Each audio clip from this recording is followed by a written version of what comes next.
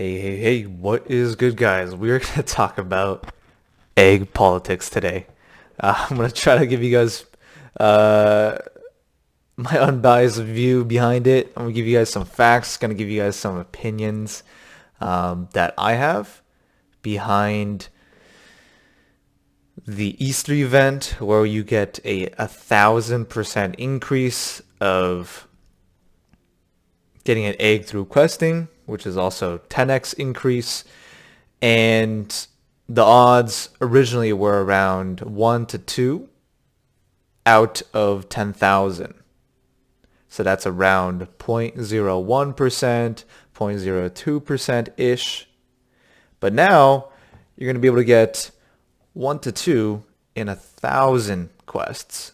So odds are still very low, but obviously if you quest efficiently, and we're going to go over all of that, odds are landing at egg or 2 should be pretty normal for everyone this weekend or during this Easter event. So let's dive into it. There's a few things I wanted to talk about. The first thing is obviously some things that Hubert said, and shout out to Sandwich Punch. If you guys don't know who he is, you guys should definitely check him out. Hubert said, with hatching, we're getting very, very close on pets. So that's why there's been so much talks behind pets, because is there a play there, guys? I personally think there's a play there. I don't think it's going to be life-changing, but it's going to be a play that in the short term I would take advantage of. And what I mean by that is because of the announcement, our egg's going to keep hitting all-time lows, right? So let's go to Fox Escrow. And by the way, guys, this video is actually and technically sponsored by Fox Escrow. I've been using them for quite a while. You know, my second ever DFK video, and probably my first one, I went over Fox Escrow anyways. I've bought locked jewel from them. I've bought items. I've sold items on here. So I think this is a good way for people to see what items are going for on a third-party website. And this website has traded a decent amount of volume. In items case, a little bit over 250,000, locked jewel, and other items. And locked jewel, let's see if I guess total traded volume is 5.5 million. So a lot of people use them. I know some people don't want to use them because there might be some exposure that can happen. I disagree. But if you are scared, you guys can always disconnect afterwards. There's just, when you connect, there's no permissions that you're giving them enough power to do bad stuff. Anywho, I think they're an amazing website, and I'm going to continue using them. And the reason why we're bringing them up on this video today specifically is eggs. This is the current floor price of eggs. And they've actually gone up since the stream we did with Tosh. So we saw eggs as low as 110 USDC, 115 USDC, and I'd love to pull up Dex Screener as well. Dex Screener, we are seeing jewel price floating at 4.77. Let's look at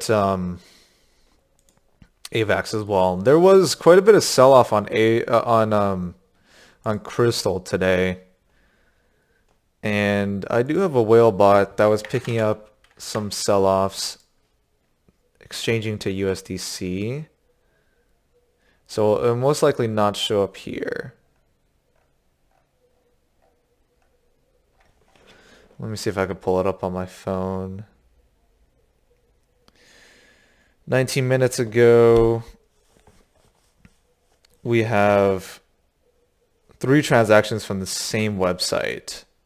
First transaction was selling 2,200, 2,500, and the third transaction 2,000 crystal each. Transferred into 23,000 USDC, 26,000. So nothing too crazy.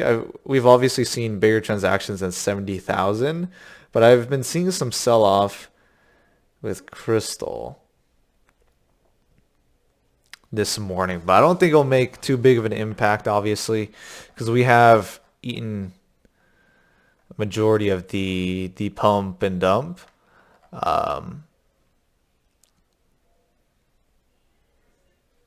Anywho, let's go back to eggs. We did see an increase of price in USDC without seeing too big of an increase or increase at all with Jewel. So this is definitely interesting because we did see some green eggs laying around, and I truly believe that green eggs should always be worth more than those, just because it's through gardening. And obviously gardening is harder to stand pot with, and odds are it's going to be you guys know what I mean. Fishing and foraging, it takes a few minutes. Gardening, it takes a few hours. And let's check the price of yellow eggs quickly. $2.19. So $2.19 is actually a pretty friendly price. Divided by 4 point, let's just do 7.7. It's 45 Joule for a yellow egg. There's still too much speculation behind that for me to pick it up. But people are always saying that yellow eggs are the best. But I'm going to choose to disagree for now. I mean, I agree that obviously it is the best. There's no doubt about that. But is it worth picking up? I don't know. For me, immediately I think, am I going to pay an extra 21, 22 Joule for that? No, I wouldn't. I mean, you're almost picking up another egg. So what justifies that price difference? For me, it doesn't, and that's always going to be numbers I look at, because obviously I want you guys to make the most informed decision you guys can make with the information we have. Anywho, Train Quest, we can go over briefly. I think that there's going to be a lot of balancing that needs to be going on over here, because obviously if stand potting shouldn't be a thing on it, I don't believe, and heroes should not be able to gain too much strength or wisdom or luck per training. But I think it'll be valuable. It'll be obviously important for PvP. It's going to be important for questing as well. Let's go over another topic. So obviously we have an increase of hero price. So let's take a look at it.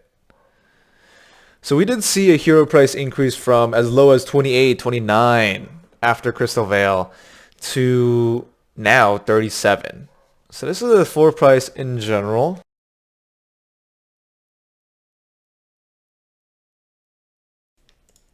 Foraging is hovering at 39. Fishing also pretty low. Gardening. So general markets, they are still okay. Mining is still holding up. I saw as low as 61, 62 yesterday, but it's always going to hold up pretty well. Especially those Gen 2s, because Gen 2s are always going to be profitable. And if you're picking it up at essentially floor, you're losing a few jewels summoning with it with depreciation. But your kid, the first summon, is obviously going to be 52 jewel and then 56 jewel. So worst case scenario, you still are in profit unless you hit a low percentage fishing, gardening, or foraging, because that could still happen through summoning. But that's the risk and reward there. So obviously the reward outweighs the risk in my opinion. But obviously if you're working with a very, very small portfolio, that might not be a risk you're willing to take.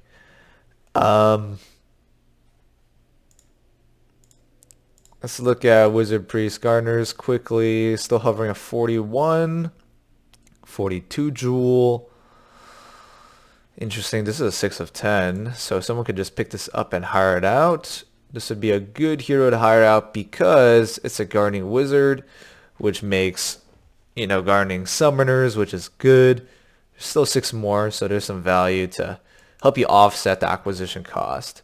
This one's actually pretty solid as well because it's a Virgin Gen 2, 7 of 7. Same scenario as this, but it's a Gen 2 instead of Gen 1, so a little bit worse there. But we have the Green Wisdom, which is huge. Luck is cool there. But just looking at this, and purple luck does, in my opinion, does not outweigh.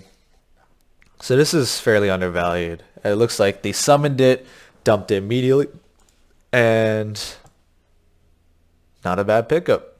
Now we have Sergeant over here. We see him in the chats often. And we can look at mining Warriors and Knights. I have seen quite a bit of paper hands over the last few weeks. So it looks like they finished summoning. Looks like this actually might be a okay pickup. 3 of 10 would be...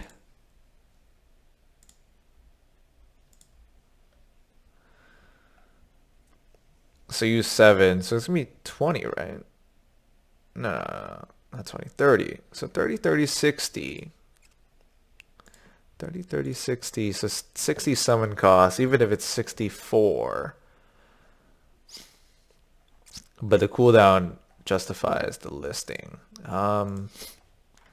We can look it up, but I'm always looking for summoning stuff that people can take advantage of. Yeah, it's unfortunate how R1 is not mining as well, so there's some risks there, of course. Would I pick this up? No. The risk and reward ratio with this guy are pretty good. Actually, yes. I mean, it's also uncommon, so the only downside that I look at immediately is the 2-day cooldown, because time value of money, obviously. But that's something to kind of look at, guys. Looks like Warriors and Knights are hovering around the same price. Yeah, I don't know if you guys saw the stream yesterday with that I did. I hit a double mutation with the DK and then Paladin. They're both miners. Gen 2 505, which is awesome. And they sold really quickly. Surprisingly. The Paladin sold at 235. And I could see potentially how I was lowballing to some extent, but I thought it was a very fair price. It did take a few hours, 235. I mean, we're 3 above the floor, but obviously these are Gen 2, so I'm the second cheapest Gen 2. And yeah, mine were pretty decent because they had the endurance and luck, I believe. So I could have definitely listed a little higher, but I'm happy it sold, so we can claim that whatever that is, almost 8x or 7.5x if you include the tavern fees. So that was a good pull yesterday, and it sold pretty quickly. So I'm very, very happy about that. I'm gonna look at Dark Knights real quickly because that one also sold relatively quickly. Let's check this out.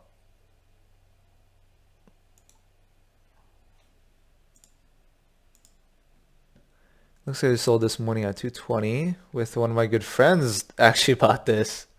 So I told him that gotta let me know you want this stuff. Yeah, it's priced second cheapest. Yeah, 220. It looks like the other ones got picked up as well because yesterday I was not the floor. So yeah, 220 is definitely cheap considering right now. Looks like 325. But yeah, it sold like 3 hours ago. It took me, it looks like people are scooping up these miners. Dark Knight Paladins. Very interesting. Yeah, I mean, there's very low supply as well, so that's something to keep in mind. But that's good stuff because hitting those was huge for me. I think I'm going to try to pick up some more Warriors and especially Archers and Thief miners because that is really, really good news. Let's go over a little bit more on eggs because obviously that's the topic of this video, and I always want to go off topic and talk about other things because they are obviously important in this time as well. I'm back holding 3 eggs. Happy I still have that green egg. These 2 blues are also cool. Visually, obviously, I like stuff with color, but we'll see how much that matters over time.